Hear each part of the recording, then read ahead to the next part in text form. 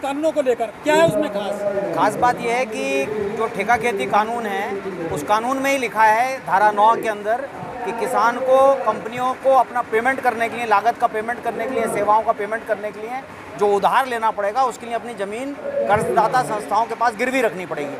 तो गिरवी रखी हुई ज़मीन तो अगर पेमेंट नहीं हुआ तो नीलाम होगी।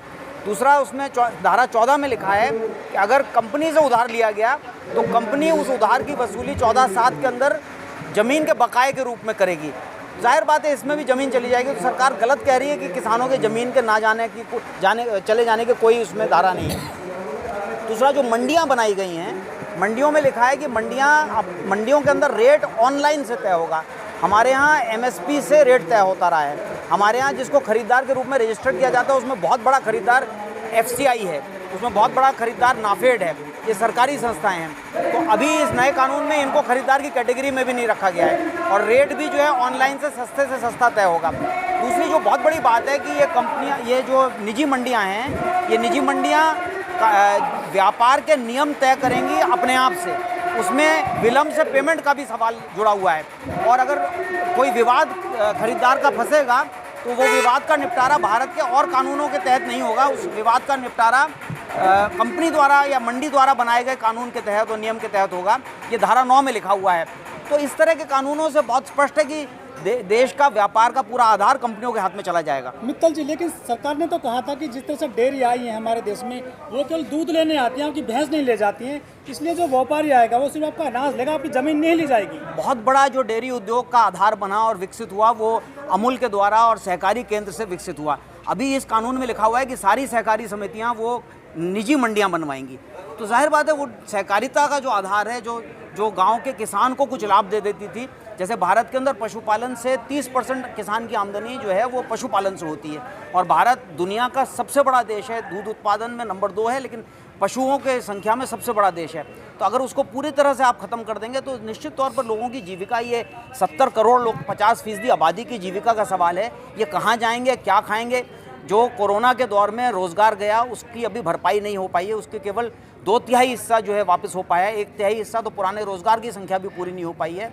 और इस ऐसे हालात में जो गांव के अंदर बेरोज़गारी बढ़ रही है, लोग जो बचत करके बैठे थे साल भर से उनका खर्चा पूरा हो गया है, इनकी मनरेगा की योजनाएं भी नहीं चल पा रही हैं, तो गांव के अंदर बहुत बड़ा जो है बेचैनी है। इसी बीच इन्होंने बिजली बिल की वसूली भी शुरू कर दी है और पुलिस छापे मारकर पूरे के पूरे कनेक्शन काट रही है। तो जीने के साधनों से आप लोगों को वंचित कर रहे हैं।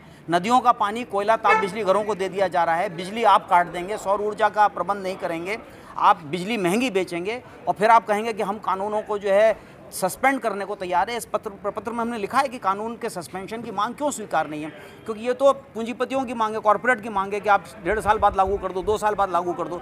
वो तो हमारे सिग्नेचर से उसको लागू करेंगी।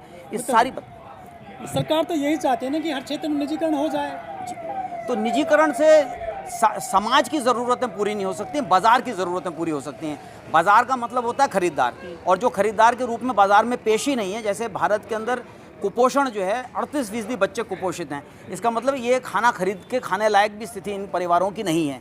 तो ये लोग तो बाज़ार से वैसे ही बाहर हैं। जब आप निजीकरण करोगे तो बाज़ार के हिसाब से जो है निजीकरण होगा। जाहिर बात है समाज की समस्याओं का चिंतन, समस्याओं को हल नहीं किया जा सकता। शिक्षा, यातायात, स्वास्थ्य, ये और पोषण, खाना, ये सारी चीज़ें जो है वो समाज के बढ़ने से जुड़ी हुई बातें हैं। अगर इनका निजीकरण कर दिया जाएगा तो समाज बर्बाद हो जाएगा, कॉरपोरेट की कमाई ज़रूर हो जाएगी, सूचकांक ज़रूर ऊपर नीचे होता रहेगा। लेकिन मित्तल जी, यहाँ पर बिजली काटे जा रही है गाजीपुर में, जैसे 28 तारीख की घटना हुई थी, क्या ऐसी दोहराने की कोशिश कर रही है? नहीं, ऐसा अभी नहीं लगता कि सरकार ऐसा कर रही है, लेकिन सरकार तंग करने की तरफ, बिजली काटी गई, पानी रोका गया, सरकार तंग करने की तरफ बढ़ रही है ताकि लोग परेशान होकर चले जाएं। ये किसान आंदोलन के लिए एक विशेष दौर है, क्योंकि गांव के अंदर कटाई चल रही है, गांव के अंदर आंदोलन भी है। इस सेंटर पर हम लोग जो हैं बहुत मजबूती से खड़े होकर इस मोर्चे को चला रहे हैं, इसकी ताकत को बनाए रहे हुए हैं, और इस ताकत की वजह से प्रदेश भर के किसान जो हैं वो प्रेरित होकर जो है आंदोलन में आगे बढ़ रहे हैं। तो इस दौर में वो परेशानी बढ़ाने की कोशिश कर रही है, यही हमारा कहना है। परेशानियों से कैसे निकला जाएगा, क्या व्यवस्था कर रहे हैं आप? देखिए, अगर सरकार ने बिजली पानी नहीं दिया, सरकार तो अभी तो कहा है प्रशासन ने कल कि वो इसको व्यवस्थित करेगा, अगर उसने नहीं दिया तो हम दूसरे कदम उठाएंगे। हमने अभी ये तय नहीं किया है, लेकिन हमारे पास बहुत सारे विकल्प हैं। हमने परमिशन मांगी थी कि हमको बोरिंग करने दिया जाए, परमिशन उन्होंने दिया नहीं। नहीं, 4 राज्यों की बिजली ठप करेंगे हमने, ऐसा बयान नहीं। 4 राज्यों की बिजली हम कहाँ से ठप कर देंगे? बिजली बिल के पेमेंट के सवाल उठ सकते हैं आगे आने वाले दिनों में, लेकिन हम कैसे बिजली ठप कर देंगे, ये तो हमारे हाथ में नहीं है। मित्तल जी, बीजेपी विधायक के साथ में जो घटना हुई पंजाब में, तो वो किस तरह से देखते हैं आप? बीजेपी विधायक के साथ में जो कपड़े उतारने की घटना हुई वो दुखद है, वो हमारे विरोध का योजना नहीं है, हमारा शांतिपूर्वक विरोध है। हमें नारेबाजी करनी है, हमें उनको प्रेस वार्ता संबोधित करने से उनकी जो अपना राजनीतिक प्रचार कर रहे हैं उसको जनवादी और लोकतांत्रिक ढंग से रोकने का हमारा पूरा योजना है, हमारा निर्देश है, हम सबको कह रहे हैं इस बात को करने के। लेकिन कोई भी किसी भी तरह का शारीरिक कोई वार्ता जो घटना होती है वो उसको हम अच्छा नहीं मानते। हमने लोगों से कहा भी, ये भी अभी पता नहीं चला क्योंकि बहुत सारी रिपोर्टें आ रही हैं किस तरह से हुई है, वो तो हमें पता नहीं लगा कि लोगों ने किया, लेकिन हमारे संयुक्त किसान मोर्चे की वो योजना का हिस्सा नहीं। गुजरात में युद्धवीर जी को प्रेस कॉन्फ्रेंस नहीं करने दी पुलिस ने वहाँ पर, या अंकुश है? ये पूरी तरह से घबराई हुई सरकार का एक लक्षण है, जो नहीं चाहती कि विरोधी अपनी बात कह सकें। एक तरफा बात जाए, सारे मीडिया पे कंट्रोल रहे, तथ्यों को सामने ना लाने दिया जाए। जैसे इन कानूनों के बारे में वो कह रही है कि सारे कानून जो है किसानों की आमदनी बढ़ाने के लिए, जबकि ये कंपनियों की आमदनी बढ़ाने के लिए। जैसे उसने कोशिश करी कि इस आंदोलन को राजनीतिक घोषित कर दे, ये कॉरपोरेट के खिलाफ किसानों का आंदोलन है, किसी राजनीतिक दल का आंदोलन नहीं है। बीजेपी से निकलकर बहुत सारे लोग इस आंदोलन में कूद कर आए हैं और आ रहे हैं और आएंगे। लेकिन जो भाजपा वो कहते हैं कि गुजरात मॉडल पूरे देश में लागू करेंगे, लेकिन वहाँ भी प्रेस कॉन्फ्रेंस नहीं कर सकता। हाँ, एक बात। दूसरी बात, गुजरात मॉडल की एक बात जान लीजिए, गुजरात के खेती के मॉडल का एक खास बात यह है कि सन 2001 से 2011 के बीच NSSO जो राष्ट्रीय सांख्यिकी संगठन है, उसके आंकड़े के अनुसार 3.55 जमीन वाले किसान सूची से गायब हो गए और 17 लाख खेत मजदूरों की संख्या बढ़ गई। और इसका जब विश्लेषण किया तो पता चला कि गुजरात के अंदर इस दौरान जो मोदी शासनकाल है, इस दौरान बहुत बड़े पैमाने पे निर्यात के लिए ठेका खेती कराई गई। एक ही फसल है इस दौरान जिसकी पैदावार बढ़ाई गई और वो है तंबाकू। तो इस तरह से जो ठेका खेती कराई गई, ठेका खेती में निश्चित तौर पर कंपनियां ठेका खेती कराएंगी तो किसानों की ज़मीनें छिनेंगी। तो यही एक उदाहरण है गुजरात के प्रारूप का। दूसरा एक बहुत बड़ा उदाहरण है, आप जानते हैं कि नर्मदा बांध बना था 50,000 करोड़ रुपए लगाकर, और ये गुजरात की और कुछ राजस्थान का हिस्सा, मध्य प्रदेश और महाराष्ट्र के उत्तरी हिस्से की सिंचाई के लिए बना था। लेकिन आज हालत यह है कि हर साल जनवरी में किसान को धरने पर बैठना पड़ता है क्योंकि गेहूं की सिंचाई नहीं हो पाती, बाकी फसलों की सिंचाई नहीं हो पाती, क्योंकि वो सारा पानी उद्योगों के लिए है। और नर्मदा, वो साबरमती रिवर वाटर फ्रंट जो मनोरंजन का फ्रंट है, उसके लिए डाइवर्ट कर दिया गया है। तो ये खेती का रूप है। मित्तल जी, पूरे किसान आंदोलन में दो जो बड़े उद्योगपतियों को बड़े पैमाने पर कोसा गया किसानों के द्वारा, अडानी और अंबानी, कहते हैं कि ये किसानों की जमीन छीन लेंगे, अन्य छीन लेंगे। इसमें कितनी सच्चाई है? पूरी तरह सच है, क्योंकि सबसे पहले बिना कानून बनने से पहले ही इन्होंने बहुत सारे साइलोज बना दिए हैं। प्राइवेट साइलोज बनाने का कोई अधिकार नहीं है, क्योंकि मंडी कानून के तहत ही मंडियाँ चलाई जा रही थी। बिहार के अंदर मंडी कानून सस्पेंड कर दिया, लेकिन प्राइवेट कॉरपोरेट खरीदारी किसानों से डायरेक्टली करे, ऐसा कोई अधिकार अभी तक नहीं दिया गया था।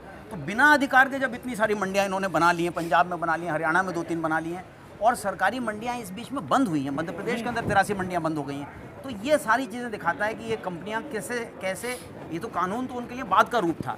सर, ये मंडियाँ ठीक है प्राइवेट आ रही हैं, यदि गोदाम भरने हैं तो सुरक्षित रहेगा अनाज, उसमें खराब नहीं होगा अनाज। भारत सरकार वैसे भी नहीं बना पाती है, बहुत सारे गोदाम में अनाज पड़ा रहता है। ये बात आपकी ठीक है कि खेती का इंफ्रास्ट्रक्चर बहुत ज़रूरी है। गोदाम बनाना, शीतगृह बनाना, सिंचाई की व्यवस्था करना, ये बड़े प्रोजेक्ट्स हैं जिसमें बहुत पूंजी लगती है, और इसका पैसा सरकार खर्च करने के लिए कहती है वो तैयार नहीं है। लेकिन इसी बीच सरकार ने घोषणा करी है कि प्राइवेट मंडियों के बनाने के लिए और प्राइवेट कॉरपोरेशंस के आने के लिए 1 लाख करोड़ रुपया वो खर्च करेगी। हमारा ये मांग है कि अगर सरकार कुछ खर्च करे, जनता से सहयोग ले, तो बहुत सारी भंडारण की व्यवस्था यहीं हो सकती है। और ख़ास तौर से एक बात जान लीजिए, ये कंपनियां आ रही हैं खेती के प्रारूप को बदलने, जैसे 1857 में किया जा रहा था। ये कंपनियां आ रही हैं खाद्यान्न प्रसंस्करण उद्योग पे कब्जा करने, जो आज की तारीख में भारत में 30,000 करोड़ रुपए का उद्योग है, लेकिन इसकी संभावना है कि 2,10,000 करोड़, 7 गुना बढ़ सकता है। तो इन उद्योगों पे कब्जा करने आ रही हैं। अगर इन धंधों को गांव के अंदर विकसित किया जाएगा और गांव के किसान और उनके बच्चों की आमदनी बढ़ेगी, क्योंकि ये सब प्रशिक्षित बच्चे हैं, ये आधुनिक यंत्रों का प्रयोग जानते हैं, ये डेयरी उद्योग को गांव में चला सकते हैं, ये तमाम खाद्यान्न उद्योग को चला सकते हैं। और ये जो भुट्टा जो है, मक्के का भुट्टा जो है 4 रुपये और 2-3 रुपये का खरीद कर बिग बाज़ार में 90 और 94 रुपये का बेचा जा रहा है। जो चावल की लाई है वो वो जो है 300 रुपये का 1 किलो बेची जा रही है। ये सारे उद्योग गांव के लोगों के अधीन हो सकते हैं। गांव का रोज़गार बढ़ेगा, आमदनी बढ़ेगी तो गांव का आधुनिकीकरण बढ़ेगा, क्योंकि यहाँ मांग उठेगी कि वहाँ पे स्कूल बने, कंप्यूटर स्कूल बने, स्वास्थ्य सेवाएं शुरू हों, तो गांव में गांव का मार्केट विकसित होगा।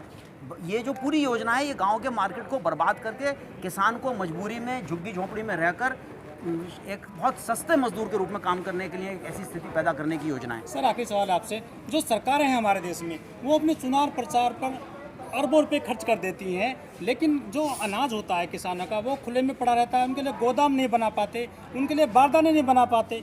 क्या सरकार का जो किसान का जो अन्न है वो इतना खराब है हमारे देश में? किसान का अन्न बहुत अच्छा है, किसान, और ये सरकार लगातार गलत बात कह रही है कि हमारे पास बहुत सरप्लस अन्न है। सरप्लस इसलिए क्योंकि लोगों को खाने के लिए नहीं दे रहे। अगर इसको तभी वितरित कर दिया जाए, इसके भंडारण पे सरकार कहती है कि हमारा 27 रुपये किलो गेहूं पर और 36 रुपये किलो धान पर खर्च होता है। इसके खर्चे की भी ज़रूरत नहीं है अगर आप इसको लोगों तक पहुंचा दें। भारत के अंदर बहुत कुपोषण है। कुपोषण नापने का एक वैज्ञानिक तरीका है, वो है 5 साल से कम उम्र के बच्चों का वजन नापना, उनके कद के हिसाब से और उम्र के हिसाब से। और 38% भारत के बच्चे वो कुपोषण का शिकार साबित हुए हैं, जो अभी तक सर्वेक्षण हुए हैं। मुझे लगता है कि ये बहुत बड़ा अन्याय है, ये एक बहुत बड़ा पाप का काम जो है सरकार कर रही है। और धन्यवाद।